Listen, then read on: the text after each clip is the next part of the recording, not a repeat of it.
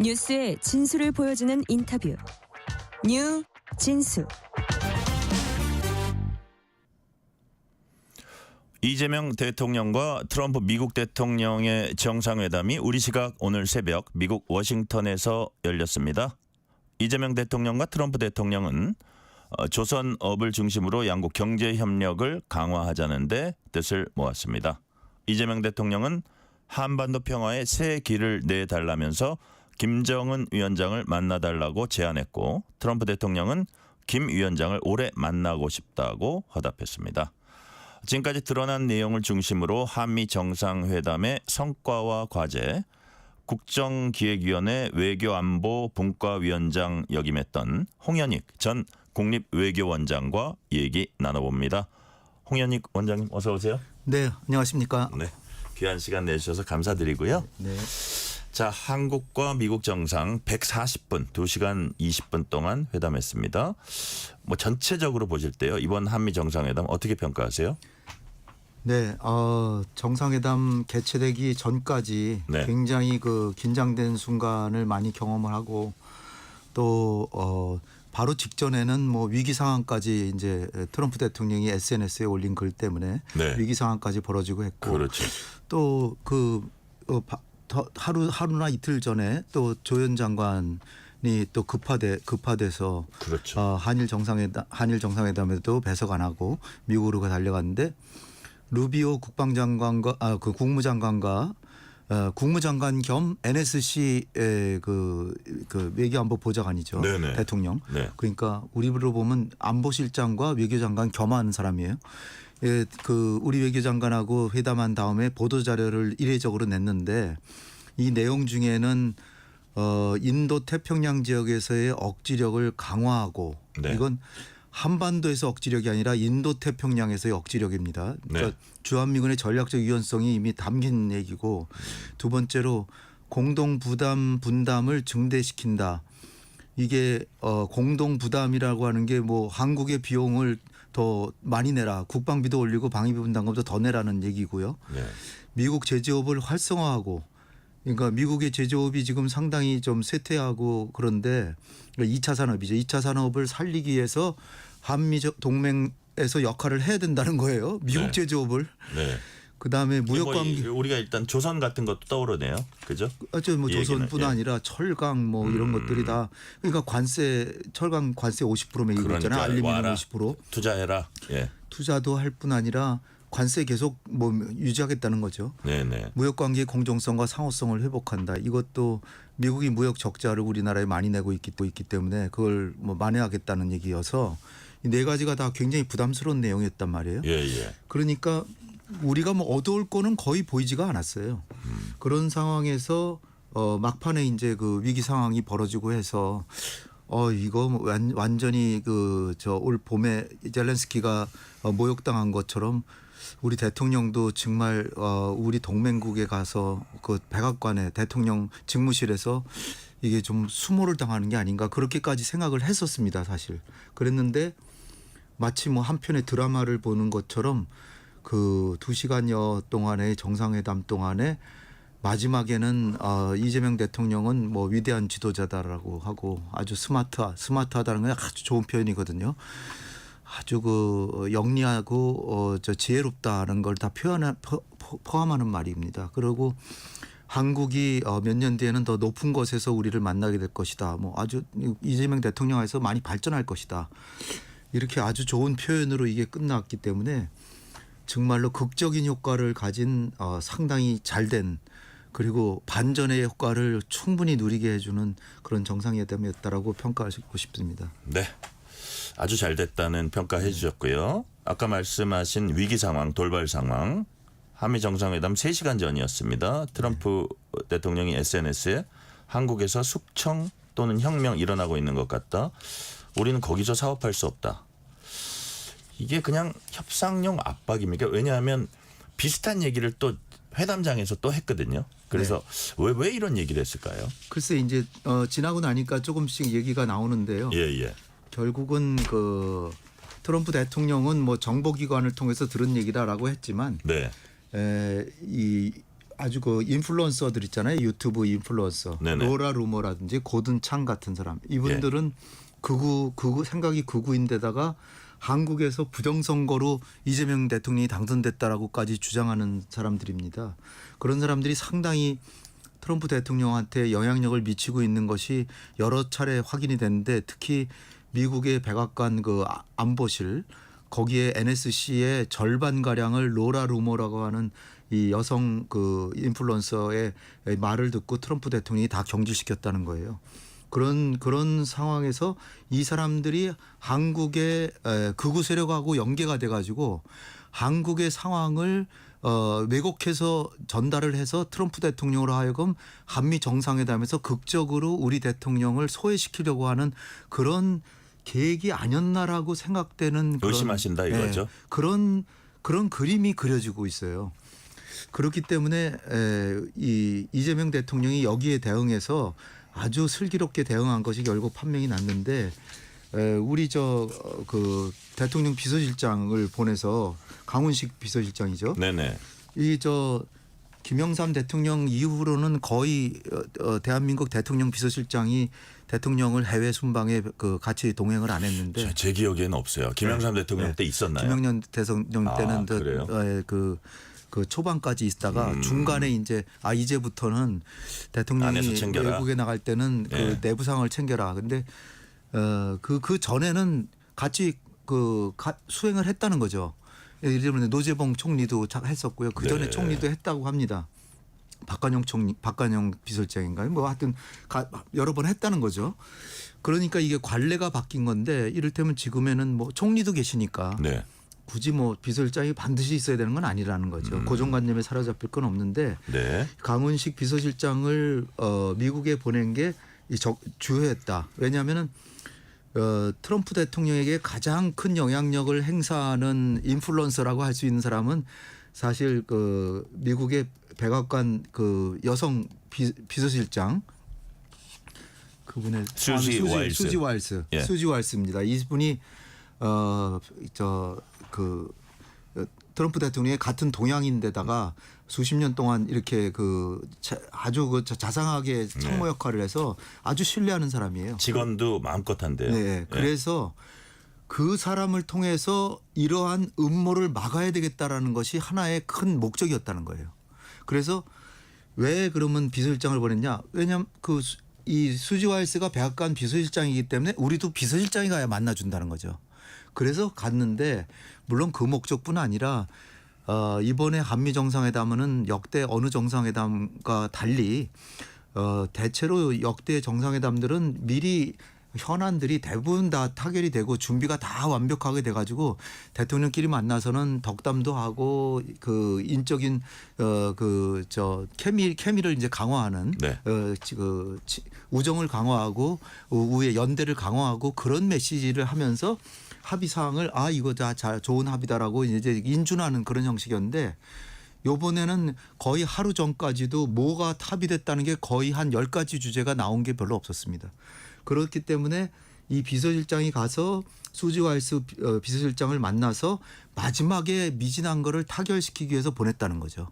그러니까 이게 상당히 전방위적으로 이번 정상회담을 준비했는데 이것이 이제 주요해서 이 강훈식 비서실장이 트럼프 대통령이 SNS에 한국에서 교회에 대해서 사찰이 있고 또 주한미군의 그 지역을 우리 검찰이 가서 수색을 했다 이런 얘기가 이제 나왔는데 그거에 대해서 해명을 자세하게 했고 이것은 사법적인 절차에 따라서 하는 것이고 그리고 주한미군을 사찰한 게 아니라 주한미군 내에 있는 한국 공군 레이더 기지를 봤다는 겁니다.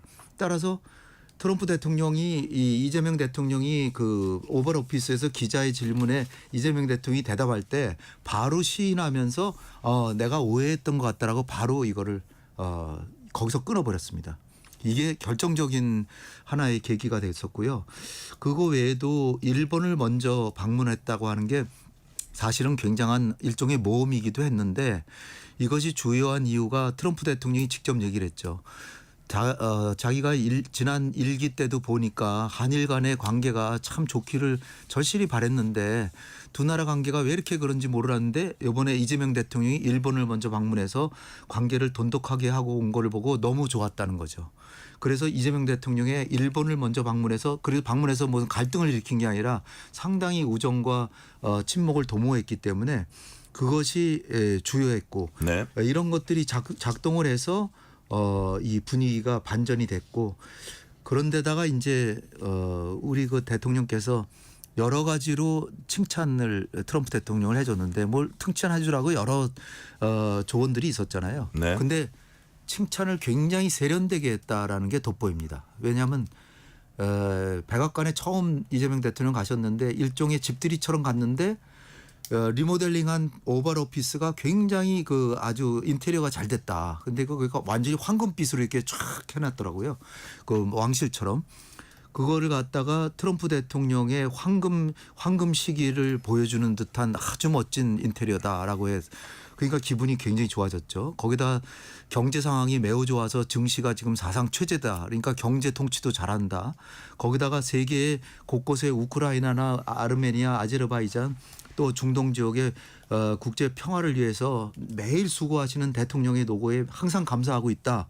이러니까 트럼프 대통령이 모든 칭찬을 다 들은 듯한 그런 상황에서 네. 한반도에서 김정은과도 대화를 해 주셔서 제가 지금 제 역량으로는 지금 안 되는데 특히 김정은이나 김여정 얘기를 들어보면 나와는 대의기를 안 하겠다 그러는데 대통령과는 얘기를 하고 싶은 모습이 역력합니다. 따라서 대통령께서 주역을 맡으셔서 김정은과의 대화를 해 주신다면 네. 저는 대통령의 피스메이커의 역할을 맡기고 저는 페이스메이커 네. 마라톤에서 이렇게 옆에서 뛰면서 이렇게 도와주는 사람이 하겠다는 거죠.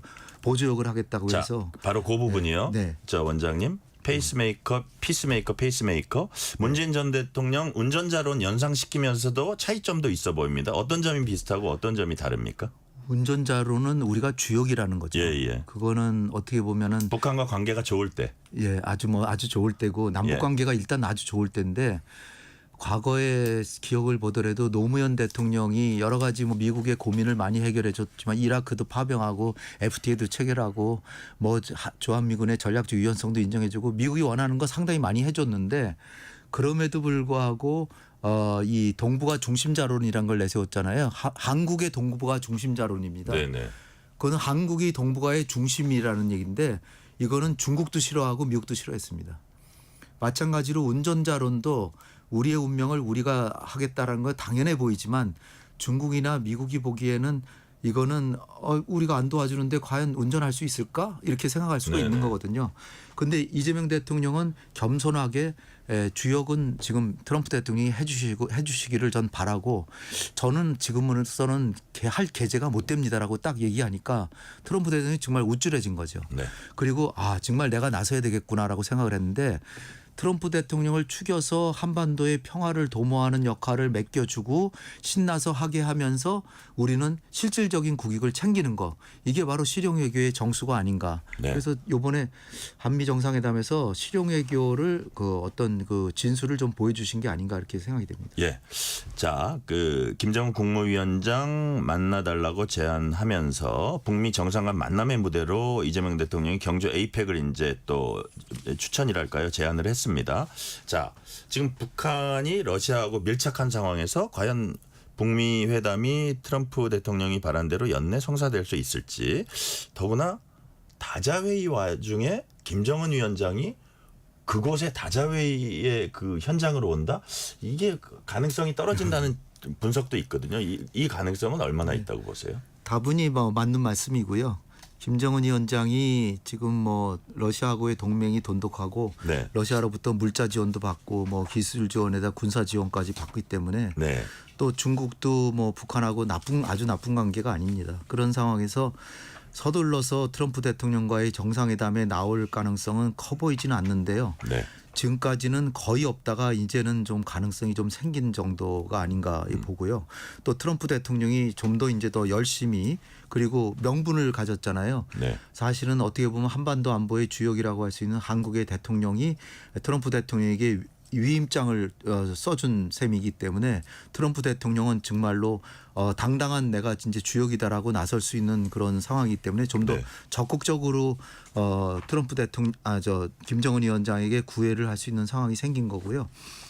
그래서 김정은 위원장이나 김여정이 하는 얘기를 들어봐도 우리는 남북 관계에는 전혀 지금 아직 움직일 생각이 없지만 김여정이 노골적으로 얘기하는 게 우리 그 위원장 즉 김정은과 트럼프 대통령과의 관계는 매우 좋다라고 나도 생각을 한다. 네. 그러나 그러한 관계가 좋다고 해서 만남에 있어서의 그 화제로 비핵화를 얘기하는 것은 이러한 좋은 관계를 훼손하는 행위라고밖에 볼 수가 없다. 그러는데 트럼프 대통령이 사실 비핵화 의제를 네. 꺼내지 않고 김정은을 만난다 그러면 만날 수 있습니다.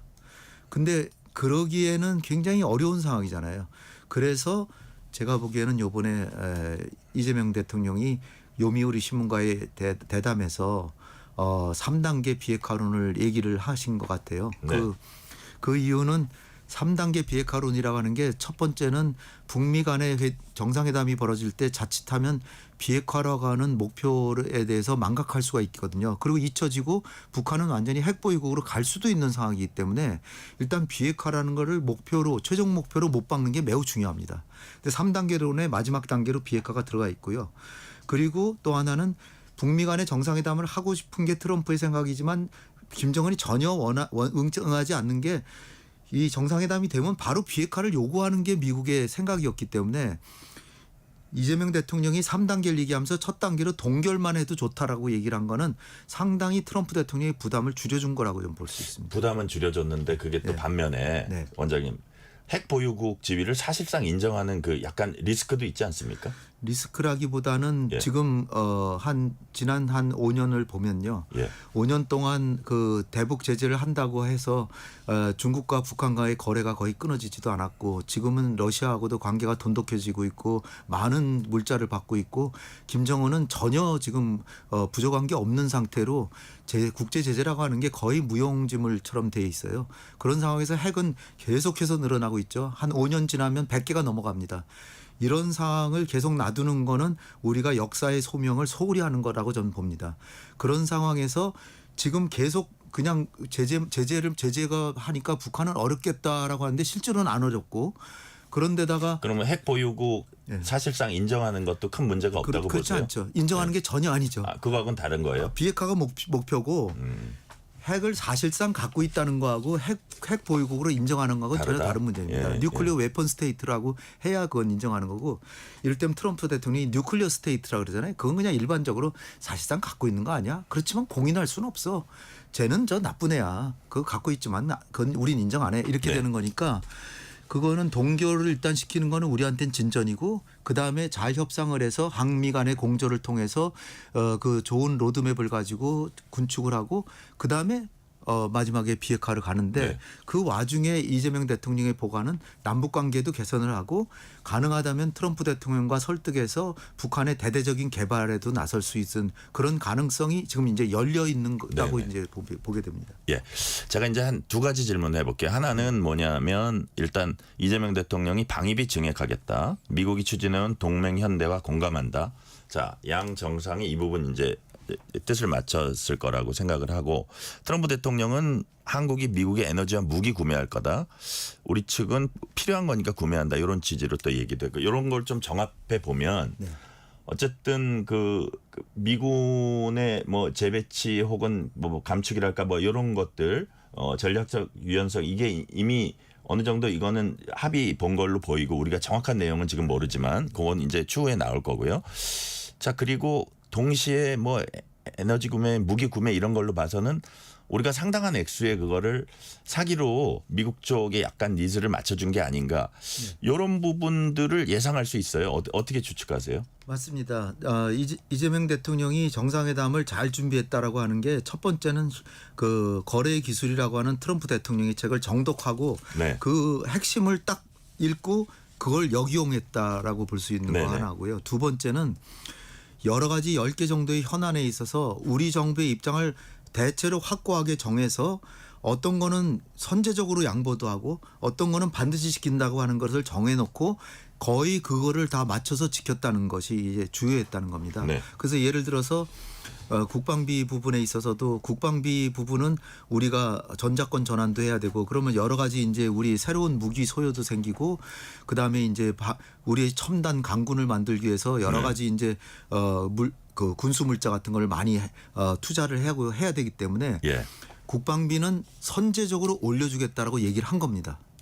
그러니까 이 트럼프 대통령이 크게 뭐 압박하고 그럴 여지가 없었던 게 처음에 모두 발언에서 우리 무기를 좀 사줬으면 좋겠다고 얘기는 했지만 국방비를 인상하겠다라고 하는 거는 이재명 대통령이 먼저 얘기한 겁니다. 그래서 일단 큰 부담을 네. 트럼프 대통령을 줄여주고요. 단지 트럼프 대통령이 얘기는 안 했지만 방위비 분담금 같은 거는 작년 말에 한미 간에 합의가 됐었던 예, 거고 예. 우리는 인준까지 했고 그렇기 때문에 이 부분에 대해서는 이게 단호한 입장을 취했는지 어쨌든 트럼프 대통령이 아예 말을 꺼내지 않았고요. 그다음에 더 좋은 건 뭐냐면은 제가 가장 우려했던 거는 전략적 유연성 문제인데 이게 이제 양안 관계에 문제가 생기면은 주한미군이 가겠다는 거 아닙니까? 예, 예. 그게 이제 어떻게 보면 그렇게 가게 되면 우리는 중국하고 거의 준적대 국가 관계가 되기 때문에 네네. 굉장히 국가 안보적으로 이게 아주 나쁜 구도로 변질이 되는 거거든요.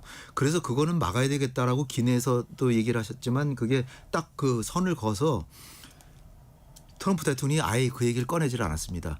그리고 결정적으로 제가 이번에 정상회담을 성공이라고 판단하는 거는 비록 그 유머를 섞어서 얘기를 했지만 그 트럼프 대통령과 이 시진핑 주석이 같이 10월 말에 에이펙 정상회담에 오게 된다는 거를 이제 대통령이 얘기를 하면서 그때 뭐 시진핑 주석과 만날 수도 있지 않겠냐 그랬더니 뭐 그전이라도 내가 저 시진핑 주석하고 그렇게 나쁜 사이가 아니다. 우리도 중국하고 좋은 관계를 갖기를 바란다 그러면서 그 반은 유머지만 혹시 대통령께서 원한다면 나랑 같이 같은 비행기를 타고 중국에 가서 시진핑 주석을 만나지 않겠냐라고 한 거예요. 그 얘기는 무슨 얘기냐 하면은 미국은 세계 전략에서 지금 한국과 일본을 중국을 견제하는 전방에 내세우고 자기는 국력을 절약하면서 세계 전략에서 중국을 견제하겠다는 거거든요. 그런 상황이 전략적 유연성으로 나타나는 건데 트럼프 대통령이 이재명 대통령하고 시진핑 주석을 같이 만나자고 한 거는 네. 이재명 대통령과 같이 시진핑을 만나면 같이 성과를 볼 수 있다는 얘기 아닙니까? 그러면 한중 관계도 좋게 해도 좋다는 얘기 아니겠어요? 그러니까 전략적 유연성이니 이런 얘기를 꺼낼 계제가 안 되는 거죠. 그러니까 이게 이번 한미 정상회담이 상당히 성공했다는 것을 대변해주는 가장 극적인 멘트였다. 저는 네. 그렇게 봅니다. 자, 이제 야당 쪽에서는 대미 투자만 추가로 갖다 바치고 결과가 지금 확실치 않다 뭐 이런 우려를 보이고 있는데 뭐 비판을 위한 비판이라고도 할 수 있지만 한경협의 한국경제인협회가 1,500달러 투자를 얘기했는데 이게 기존에 얘기했던 3,500억 달러하고 별개라는 얘기가 있어요. 그렇다면 5천억 달러라는 얘기인데 맞습니다. 그 전에도 우리 경제 규모이 일본하고 좀 비교해서 좀 많은 거 아니냐 했는데 자, 이런 질문을 한번 드려볼게요.